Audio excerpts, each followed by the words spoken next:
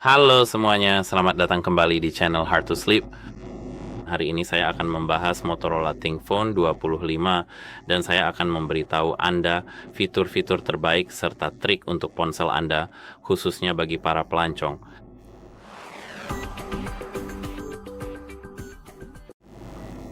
Dan sebenarnya, hal pertama yang ingin saya lakukan adalah di ponsel ini kita memiliki sesuatu yang disebut Smart Connect. ThinkPhone 25 mendukung fitur yang disebut Smart Connect melalui Motorola tentu saja, yang memungkinkan Anda menghubungkan ponsel dengan tablet atau PC Anda. Dan misalnya, Anda bisa berbagi file menggunakan ponsel sebagai webcam atau menggunakan aplikasi ponsel langsung di layar yang lebih besar. Mengapa ini bermanfaat? Anda dapat dengan cepat memindahkan catatan kuliah, gambar, video, atau materi belajar dari ponsel ke laptop. Saat bepergian, Anda bisa menggunakan kamera ponsel sebagai webcam di hotel atau mengubahnya menjadi layar sekunder. Dan ya, Vesa benar-benar merekomendasikan untuk menggunakan opsi ini karena saya pikir hanya Apple yang memilikinya, tapi ternyata tidak hanya itu. Hal kedua yang kita miliki di ponsel ini adalah fitur yang disebut Drum Boost. Sebenarnya fitur ini ada di hampir semua ponsel Android. Mungkin tidak di semua, tapi di sebagian besar ponsel Android. Tapi saya memang merekomendasikan untuk menggunakan fitur ini di ponsel ini. Pertama, buka pengaturan ini dan sekarang gulir ke bawah hingga ke bagian tentang ponsel. Ketuk pada RAM dan seperti yang bisa Anda lihat di sini ada sesuatu yang disebut AI Auto. Pilih opsi ini. Fitur ini menggunakan AI Learning yang mengoptimalkan memori. Dan tentu saja, penggunaan RAM bisa mencapai hingga 80 GB. Jadi seperti yang Anda lihat, memori perangkat adalah 8 GB dan RAM boost saat ini diatur pada 4 GB. Fitur ini dapat mengatur RAM Anda secara dinamis. Jadi ya, ini sangat-sangat bermanfaat bagi kita. Dan terutama ketika kita ingin bermain beberapa game secara offline, beberapa mungkin lebih bukan game ringan di ponsel kita saat bepergian tanpa internet. Ini benar-benar membutuhkan usaha yang sangat tinggi. Selain itu, kita bisa kembali ke pengaturan di menu saat ini, dan di sini kita bisa kembali, dan sekarang kita bisa mencari kartu SIM dan pengelolaan kartu SIM.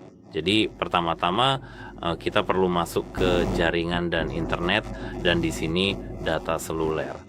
Seperti yang Anda lihat, saya tidak memiliki SIM yang terpasang sekarang, tapi apa manfaatnya bagi kita? Yaitu ponsel ini mendukung dual SIM, nano plus eSIM atau 2 nano SIM. Seperti yang Anda lihat ada SIM 1 dan SIM 2 serta kemampuan jaringan yang luas. Dan tips ini lebih ditujukan untuk para pelancong daripada pelajar.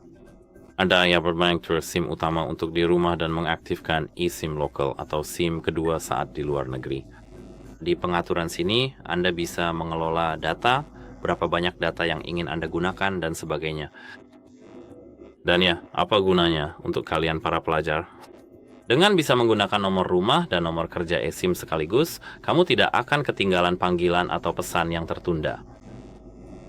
Ya, itu saja untuk fitur ini.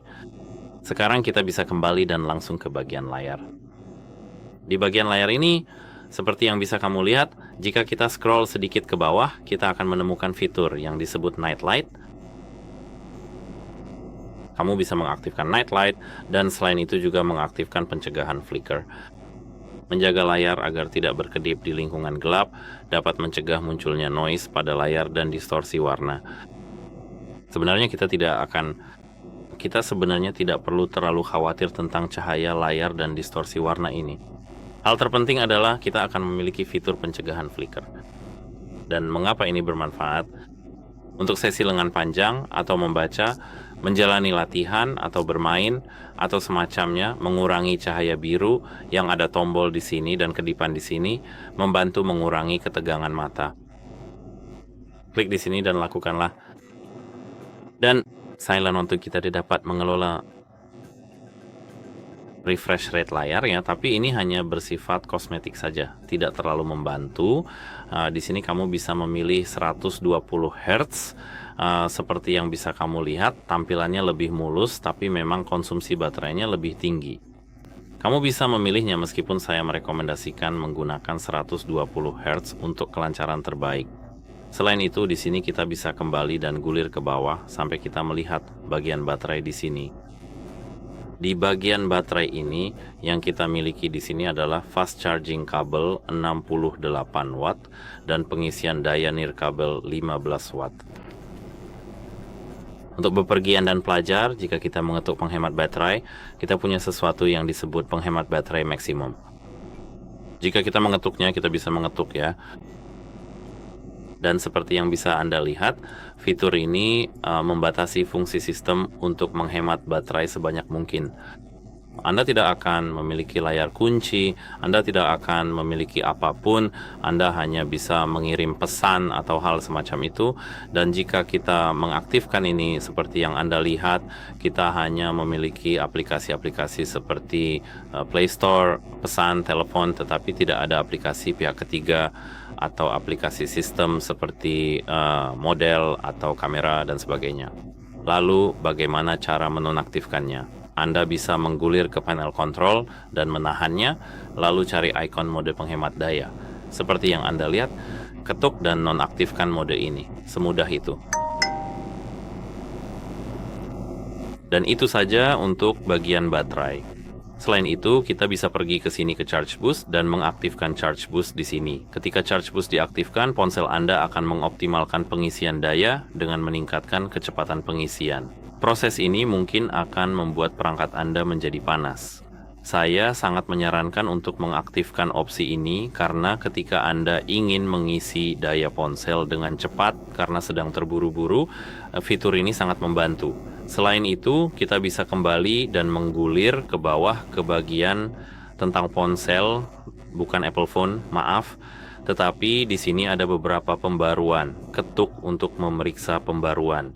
Seperti yang saya lihat di sini, saya memang memiliki pembaruan. Ini adalah pembaruan Android 15, tapi ini bukan tentang pembaruan dan Android 15 lainnya. Apa yang benar-benar saya rekomendasikan pada ponsel ini dan yang ingin saya sampaikan adalah salah satu keunggulan besar dari ponsel Montreal ini adalah mereka memberikan 5 tahun pembaruan OS ditambah lagi dengan pemeliharaan keamanan. Selain itu, ponsel ini juga memiliki fitur keamanan tingkat enterprise yang fungsional.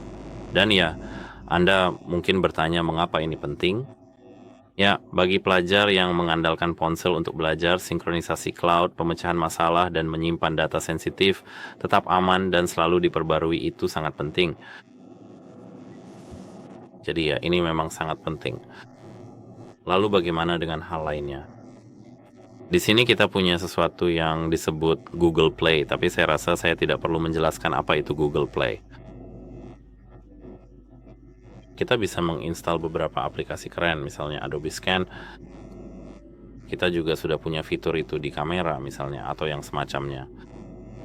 Kita bisa menggunakan terjemahan offline, kita bisa menggunakan peta offline seperti di Google Maps, dan kita sebenarnya bisa mengunduh semua sumber daya yang kamu inginkan dari Play Store atau hal lainnya. Untuk ponsel Motorola, saya juga tidak tahu harus berkata apa lagi, tapi yang bisa saya rekomendasikan untuk para pelajar adalah jika kita kembali ke pengaturan dan kembali ke tampilan. Di sini kita bisa pergi dan mengetuk. Tunggu sebentar, tadi di mana ya? Kita harus menggulir ke bawah sedikit dan mengetuk waktu tunggu layar. Jika kamu sedang belajar sesuatu, kamu bisa mengetuk 3 menit atau cukup atur ke 15 detik dan aktifkan tampilan perhatian. Fitur ini mencegah layar kamu mati jika kamu sedang melihatnya. Ini sangat berguna dan keren, terutama saat ponselmu ada di depan wajahmu. Kamu bisa mengatur 15 detik tanpa harus mengubahnya. Dan kamu akan memiliki opsi ini jika ingin membaca sesuatu tanpa membuat ponselmu mati. Dan sebenarnya itu saja untuk video kali ini. Jika kamu merasa video ini bermanfaat, silakan pertimbangkan untuk berlangganan ke channel ini dan beri like pada video kami. Masukan dari kamu sangat penting bagi kami, jadi silakan tinggalkan komentar di kolom komentar di bawah. Seperti yang sudah saya katakan, itu saja. Semoga bermanfaat dan semoga harimu menyenangkan. Sampai jumpa